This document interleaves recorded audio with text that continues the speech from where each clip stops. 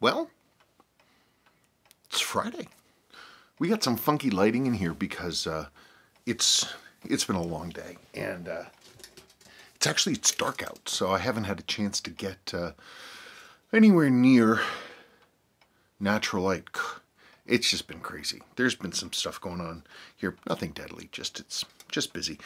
But I'm finally getting to my videos. Part of the reason I'm delayed is I had to go through 3 weeks of comments. Thank you all for commenting, to say hello and respond to everybody and make sure that, you know, they're feeling like they're happy. What's Mackey's? Anyway, 2021. You know, I don't know how this coming year could be worse, but so far, things are okay. Hi, Kraken.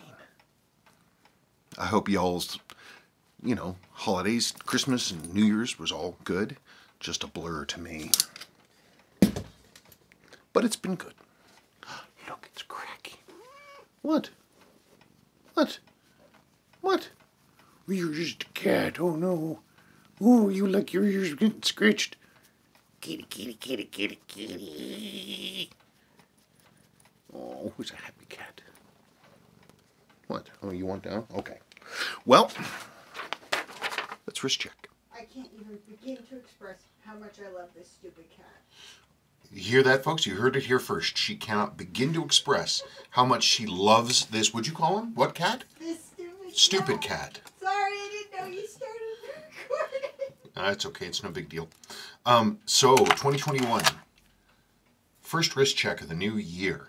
I cannot get this 6105 off my hands. This was, some of you may or may not know, this was on eBay. It was really rough looking. It had the wrong movement. It was all beaten. But I looked at it and I'm like, that's original loom. That's an original 6309 handset.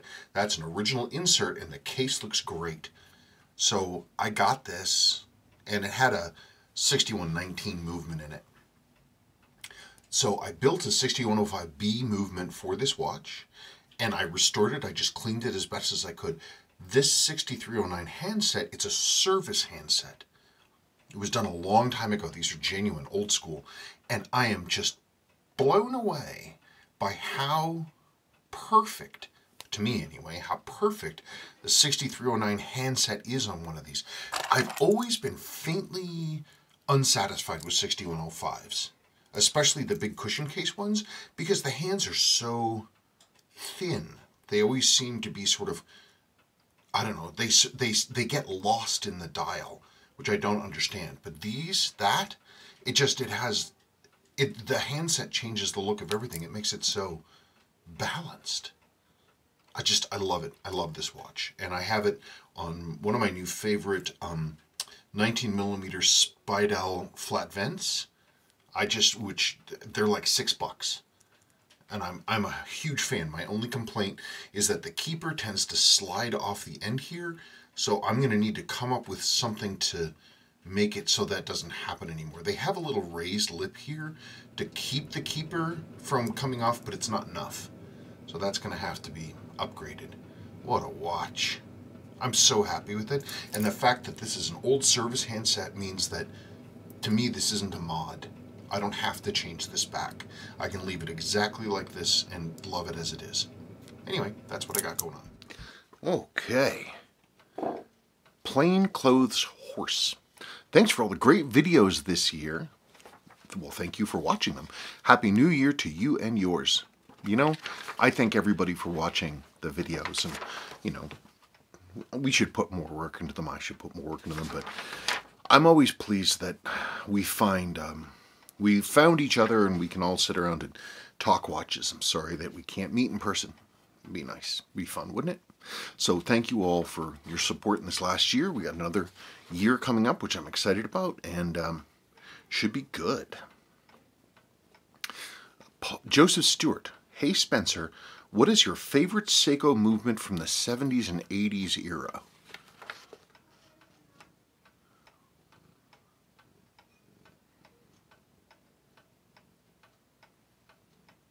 honestly, if I had to say, either I'm going to have to waffle and give you a few answers. The Seiko 6349, which is the highly jeweled version, it's 23 jewel version of the 6309. The only thing is, though, is it doesn't have a hacking lever, but you can put one in. Anyway, they're nice because they're fully jeweled, but they're hard to find. But if I had to really say, probably either,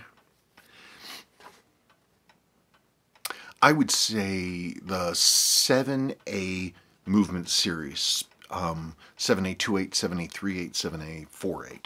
Just the movement itself is so beautifully designed, and it was a world first, the first quartz analog chronograph. Seiko invented them.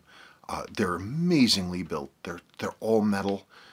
They have 4 separate gear trains. Each one has its own a coil and stepper motor and everything else like that.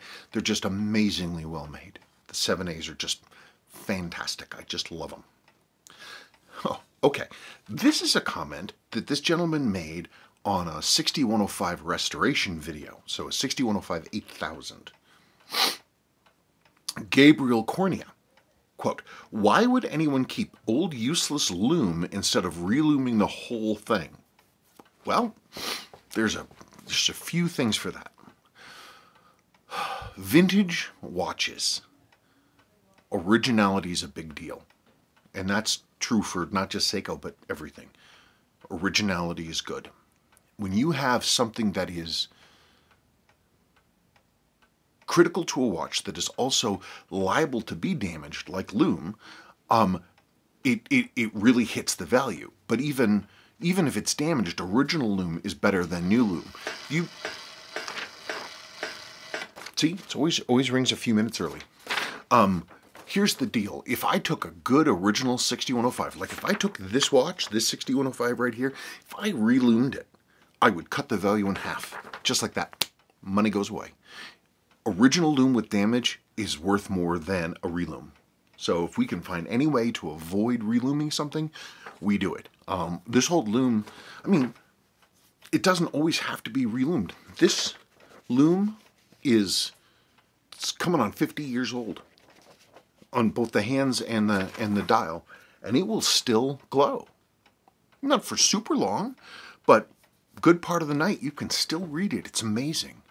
So there's 2 reasons. One, doesn't always need to be redone, but most primarily is that if you reloom one of these old watches, you can never reverse that. You can never make that better, and it'll cut the value in half. It's just the way it is. Let's see. John Boy of Alaska. Spencer, thanks for answering the question. You're welcome. Having worked, he's talking about me talking about what great quality these old Swiss movements have, Swiss and American movements. Having worked on a bunch of 30s, 40s, 50s Bulivas, Elgins, and Gruens, they are gorgeously decorated and very sturdy movements. Yeah, back then, I mean, companies were expected to produce good material. The wheels are thick and hardy. All the winding wheels are black polished, and so are the screw heads. Things you don't see today under several $1,000s. The prettiest I remember was a 1942 Longines 1068. Ooh, gorgeous. Hand perlage everywhere. Perfectly done on the dial side. You're right. Love working on these old movements. It's such a joy. Seriously, you can get these like 40s, 50s, and 60s watches, heck, even some 70s ones that have these Swiss ETA movements or some of the older Hamilton movements and stuff that they made at that time. And the quality's just astonishing. And the watches are so inexpensive. Like, I have a watch. I have one watch I was considering for insomnia rebuild. That was it's a smaller Hellbros like doctor's watch in the World War II style. So it's just a 3-hander, but with a big red seconds hand. It's for counting pulses. So you wanted it to be visible. I don't think I paid anything for the watch. I think I got it in a batch of watches and somebody just threw it in. The movement is astonishing. It's beautifully made. It's easily the equal of a Rolex of the period. up to and including the fact that it has a free-sprung balance. It doesn't have any adjusters on it. You have to adjust the accuracy by working with the timing screws on the outside of the balance. Amazing quality. Amazing quality. People pay so much money for a Rolex with equivalent technology, and this thing is beautiful. I mean, it's small, but it's pretty. What? Well, why don't you go upstairs and get some food if you're angry? I know. She's hungry. Let's see. Rick, the philosophy behind unidirectional auto winding to reduce complexity makes sense if you're doing things the Swiss way with reversing wheels. Using a pawl lever like the Seiko magic lever is far simpler and more efficient, as you said. Pawl levers can sometimes be noisy and add height to the movement, though. Horses for courses. Yeah, absolutely. And that is the thing with any of those Seiko things. It's going to add a pretty significant chunk of height. Like in the 7000 series movements, they have the screw down and the height of the ball bearing mechanism for the automatic weight. That's pretty high. It's one of the things that's great about Seiko's 5100 series movements, 5600 series movements, is they both use. Why are you trying to bite me? What? 5600 movements is they use this reverser style, and as a result, the watches are actually quite slim, and that's an advantage. Tim Holton, I loved that Vostok rebuild. I'm glad. I'd love to see other kinds of watches being rebuilt. Again, I'm glad. I have an old Vostok with a giant case. It's an older communist era watch, and it's a nifty old thing. You know, I used to have a ton. I used to have literally boxes of old Swiss watches in various conditions, old things beaten up. And literally, I had boxes of them. And at a certain point, like a year ago or more, Sabrina wanted to have something else to do to help out. So I was like, you can sell off all this stuff. And it all got sold in a giant batch to China. And then the package disappeared and we lost the money and all the watches are gone. But I wish I'd kept it, not for the money, but because there were so many watches in there that I could have restored. Now I'm down to, I don't have that many non-Seiko watches, but I'll try. Jim Canataro. This is talking about a Seiko 7548. Jim Canataro. Will the plastic date drive wheel binding up cause a lag in timekeeping? Mine drops 6 minutes during the few hours the date is changing at night. Okay, so there could be two things.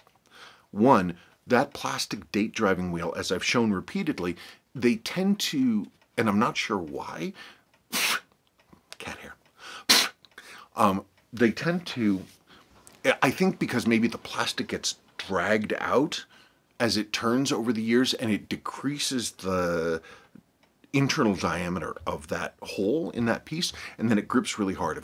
I've seen them where they really grip, where you can barely turn them. That could be definitely part of it.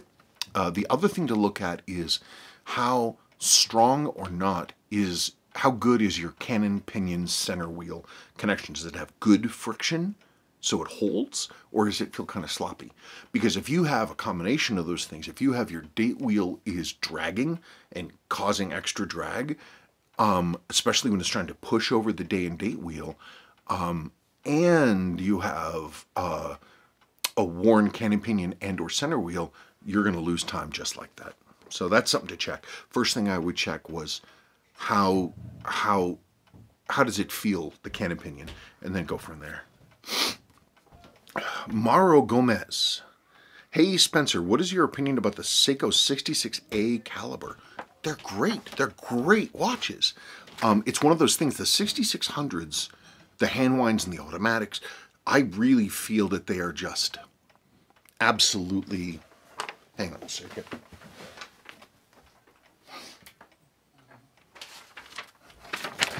The 6600 watches are completely underrated. For example, my favorite of the MacV SOGs is the 6619. The movements are solidly made. You can do crazy stuff, like you can replace just the automatic winding framework. If that goes bad, you don't have to replace the whole bridge, just that part. They're relatively slow in terms of beats per hour, but they're They have great positional stability because of a nice big balance. They usually don't wear badly, especially in the mainspring arbors, because it's not a really high power movement, but they run actually with excellent high amplitude. And when you have good sustained high amplitude, you can get great accuracy out of one of these things. I just think they're fantastic. So this is the 6619 8050 MAC-V SOG. Seriously, in my opinion, it's the best of the MAC-Vs. But other 66 ones, hang on a second. I've got everything is on top of everything else. The hand winders, they're beautiful. They're fully jeweled. I mean, 17 jewels. This thing has as many jewels as a Seiko 6139 chronograph. And it's a three-hander. This watch is entirely original. I've restored this. This is for sale on the website. I typically don't wear dress watches too much, but I mean, this is 100%. This is 100% original. Beautiful loom. They're gorgeous. They're gorgeous movements. That's a really nice watch. I can't believe the condition on this. I own this watch and I restored it, and I can't believe the condition on this thing. It looks like it was never worn. Look at how pretty that is. Anyway, they're great quality. They're beautifully made. Parts are easy to find. Spare parts are easy to find. The watches themselves are insanely inexpensive. If they had, the only thing is that there was never a 6600 diver that I'm aware of. That was kind of in the period before divers became a real big thing. But if they had a diver that worked for the 6600s, they would be every bit. I mean, the 6600s are, in my opinion, far superior to, like, say, a 6217, 62 mass movement. But, you know, again, that's me. I'm a big fan. And they're inexpensive, which is nice.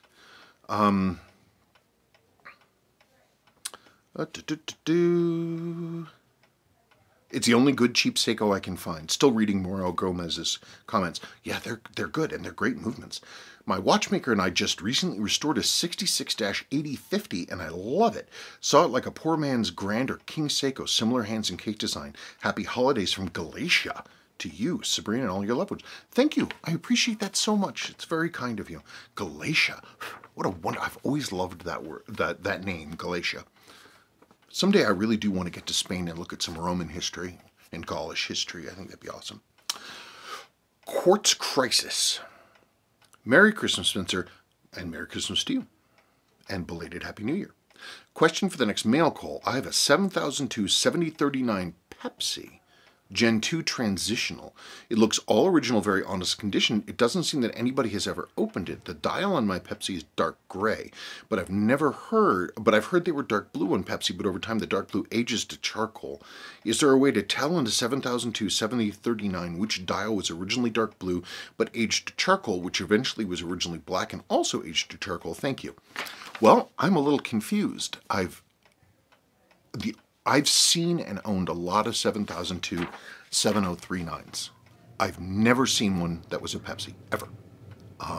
Doesn't mean they didn't exist, just I've never seen that. Typically when Seiko has a Pepsi watch, the dial will always be a midnight blue. And it doesn't seem to particularly age to a different color. They're blue, like you can see it. Chapter ring will be blue, with a blue tint. So will the dial. And the casing numbers are going to be different. They're going to have, they're almost, it wouldn't be a 7039. If you have a 7002 7039 and the insides look really nice, I would look real carefully at that insert. Maybe it swapped it out. Is it a genuine insert? Does it have the bevel on the inside upper edge? What color is the loom in the pip? Is it that faint greenish? Is the pip done correctly with a relatively thick plastic pip top with loom on the underneath? If you're bored, send me a picture. I've never seen a transitional Pepsi. Doesn't mean they didn't exist, I'm just not aware of it. Cat hair. Jorge Stevenson. talking about bezel inserts again, just like I was. Is it possible to get a replacement bezel insert that have the original slant? It's like this bevel on the inside. You can see it best on the silver triangle, right here. You look at the silver triangle, you look at the pip right there, and you'll see this, the pip will, that triangle will go over that edge. Look for that. Nobody does it. I'm not aware of anyone. The best reproduction inserts I know of don't have it. And this would be Yaboki's. His inserts are good. They're not nearly as durable in terms of their anodization, but they look right, and they have the right eggshell finish to them, but even they don't have that inner bevel. If somebody ever made that, under par, Spencer, I've seen two 6105 8110 proof models with 3-slot crown. For those of you who don't know, a 6105 diver, the second gen one, here, if you look at the crown, it has slots cut in it. Typically there's 6 slots, but there was a time you will see them with only 3 slots cut. Typically there's a month, you see that with a particular month or months in 1974. That seems to be when they are, but you're saying you're seeing proofs with these crowns. I wish I knew more about them. I've seen 2 proof models with the 3-slot crown. One was an online post which was near NOS. The other one was an NOS example that I saw 20 years ago while living in Tokyo. I almost bought it but passed it up. It had the original box and paperwork and could have been mine for $600. I mean, that's a long time ago. 20 years? That was probably $600 in those days was probably 3 times what they were worth, if not more. 20 years ago they were, I mean, just like 10 or 11 years ago, I bought a 6105 for $300. And the old guys, the old timers on the forum, basically were laughing at me for being a sucker. Who would spend $300 on a 6105? That was a lot of money in those days, and it makes sense to me that you would have passed on that. These days, it seems cheap, but you know, it's not 20 years ago. Boy, if it was 20 years ago, we could buy a lot of things for cheap. Speedy Paul. Merry Xmas, Spencer, and family. Great job. Thank you. Glycines are good watches, no doubt. Oh, you bet they are. There's it. Ah! What are you doing? Where did I put it? Didn't I move it somewhere? Ah! What was that? Why are you squeeping at me? The glycine really is nice. Wonderful seeing it back to use again. I love the way it looks. Would you stop that? I love the hour markers. Tiny little details on each to no doubt reflect in low light. Little touches like that suggest it was well made, no doubt. I really am amazed at the care that went into it. It's not just a throwaway piece. It really is sort of a next level kind of watch. I don't know how you managed those keyless works. It looks like a total pain in the bahuki. Oh, it was. Believe me. Did you ever find out that weird rusty screw was? Nope, never did. Can't wait to see what's next on the to-do list. Well, I'll tell you about that in just a second. That Seiko C-Line is a lovely watch. I have a M88 C-Line, different K-shape, very 60s. Love that watch, but I think the push set date was always prone to going funky on those. Would love to know why. Have a happy holiday. Well, what specific movement is it that you have in yours on your M88? Seiko had a bunch of different movements in their watches that had the C-Line branding. I don't know that I'm going to be able to pronounce this correctly, so I apologize in advance. Mirjan Doku.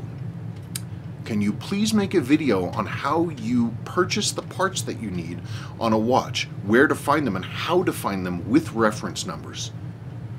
Well, that's an easy question to ask, but it's an impossible one to answer.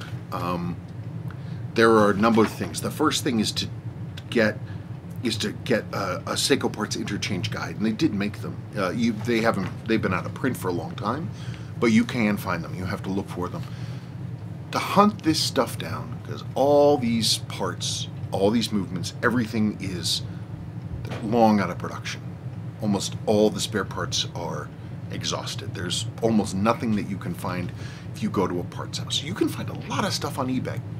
If you have a particular watch or a movement that you're concerned with, what you need to do is Google the movement number. Like say if you have a 6309 diver, go to Google and say Google Seiko 6309A.pdf. Google that, and what you'll come up with is PDF scans that show the movement. And if some of them are going to be just the parts list, which is frankly is what you want, and you should be able to look at that parts list for that particular movement and then do a search on eBay.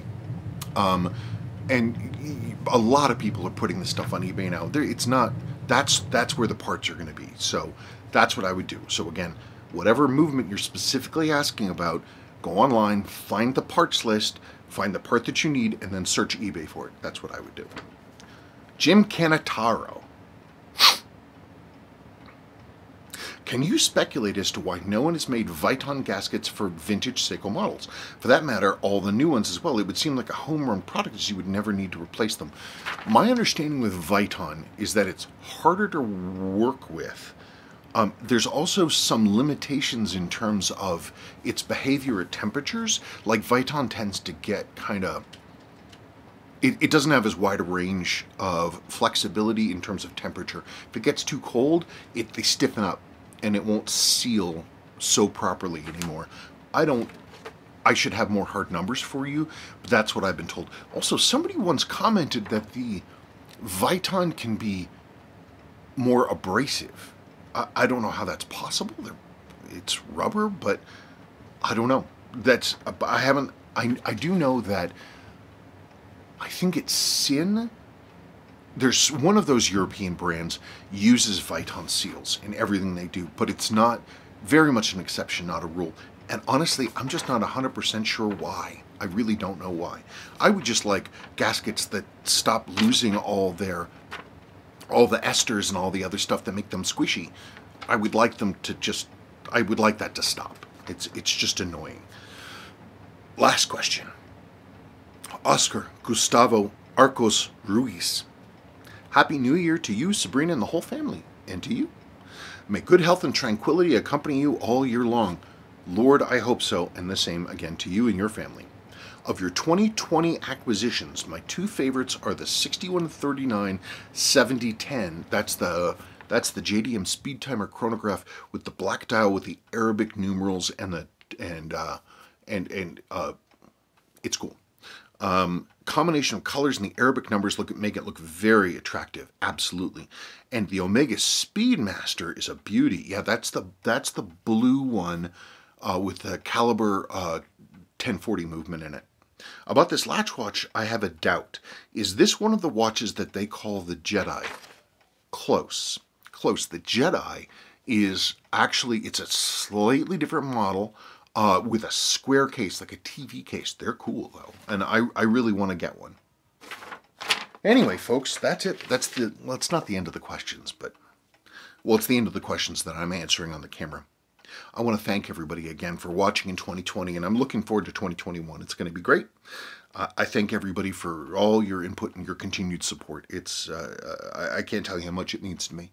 And I continue to insist on making these videos in part because I feel that it's my pleasant duty and responsibility to keep doing this stuff because you guys like to watch it. I'll keep making them.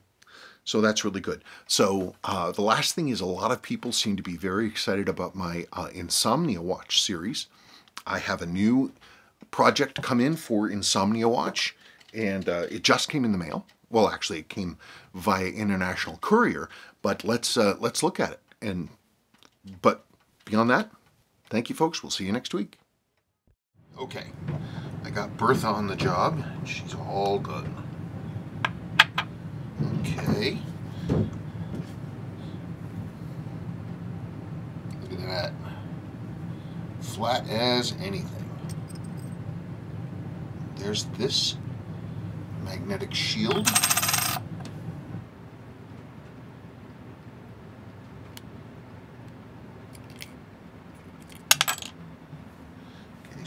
old batteries out of here. 230B. I don't know what that means. I see one battery change tick on the scale right here, 91. So this is going to be fun. I don't know if this is a good battery or a bad one. Hang on a second. It's the wrong size. I just want to see if it's alive.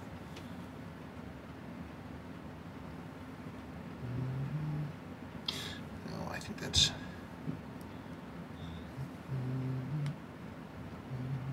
I should get a real battery out. So let's do this.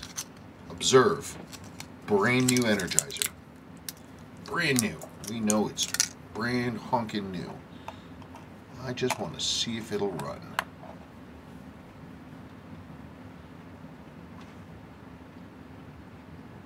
There she blows.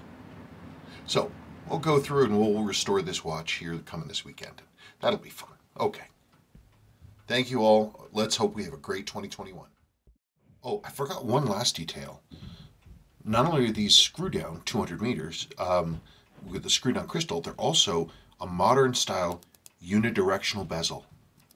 So this really is a modern style watch. The only problem with these is that these crystals, which are 320W48s, they're actually kind of rare. They're hard to find. They have a step on the side to screw the crystal down, and I just don't have one. Boy, but that's pretty amazing, isn't it? Cool. 1988, by the way. Yeah, November 88. November 1988.